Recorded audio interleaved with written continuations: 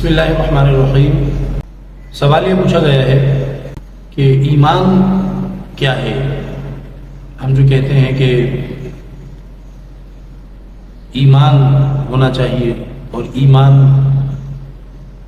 والے ہی جنت میں جائیں گے، ایمان ہے کیا چیز؟ تو اس کا جواب یہ ہے کہ احادیث مبارکہ سے ایمان کے بارے میں وضاحت ملتی ہے، جن میں سب سے مشہور حدیث جبرائیل کے نام سے حدیث کی صحیح کتابوں میں موجود ہے، مسلم شریف میں بھی موجود ہے اور دوسری کتابوں میں کہ نبی کریم صلی اللہ علیہ وسلم کے پاس حضرت جبرائیل آئے تھے انسانی شکل میں، انسانی روپ میں، اور انہوں نے حضور اکرم صلی اللہ علیہ وسلم سے اسلام کے بارے میں پوچھا تھا، ایمان کے بارے میں پوچھا تھا، احسان کے بارے میں پوچھا تھا،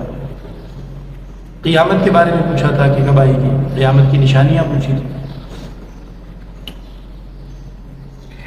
اور جب وہ چلے گئے تو نبی پاک علیہ السلام نے کچھ وقت گزرنے کے بعد صحابہ کو بتایا کہ وہ جو آئے تھے وہ جبرائیل تھے اور وہ تمہارا دین سکھانے کے لیے تمہارے سامنے مجھ سے سوالات کرنے آئے تھے۔ اس حدیث میں جب حضرت جبرائیل علیہ السلام نے حضور اکرم خاتم الانبیاء محمد مصطفیٰ صلی اللہ علیہ وسلم سے پوچھا کہ ایمان کیا ہے، حضرت صلی اللہ علیہ وسلم نے جو جواب دیا اس کا حاصل یہ ہے کہ حضرت نے فرمایا ایمان یہ ہے کہ تم ایمان رکھو، یعنی یقین رکھو اللہ پر، اس کے فرشتوں پر، جو کتابیں اللہ نے نازل کی ہیں ان کتابوں پر ایمان رکھو، اور اللہ کے رسولوں پر ایمان رکھو، اور آخرت کے دن پر ایمان رکھو، اور اچھی اور بری تقدیر پہلے سے اللہ کے ہاں سے طے ہے اس پر ایمان رکھو۔ یہ یقین ہو ان تمام چیزوں پر کہ یہ چیزیں برحق ہیں، سچ ہیں، اس کو ایمان کہا جائے گا۔ اور اس کی تفصیلات جتنی اللہ تعالیٰ نے قرآن پاک میں بتائی ہیں اور جتنی حضور اکرم صلی اللہ علیہ وسلم نے احادیث مبارکہ میں اپنی سنت کے ذریعے سے، اپنے اقوال افعال کے ذریعے سے بتائی ہیں، ان پر ہم یقین رکھیں کہ یہی درست اور صحیح اور برحق باتیں ہیں اور یہی درست طریقے، اس کو ایمان کہا جاتا ہے۔ حضرت صلی اللہ علیہ وسلم نے جو ایمان کی انٹروڈکشن دینے میں چیزیں بتائیں، ان کو اگر ہم ایک ایک کر کے تھوڑا سا دیکھ لیں تو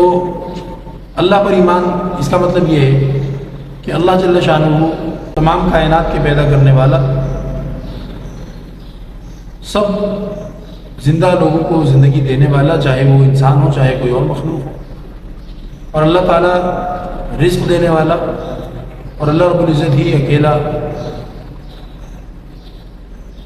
زندگی اور موت کے فیصلے کرنے والا ہے۔ اسی طریقے پر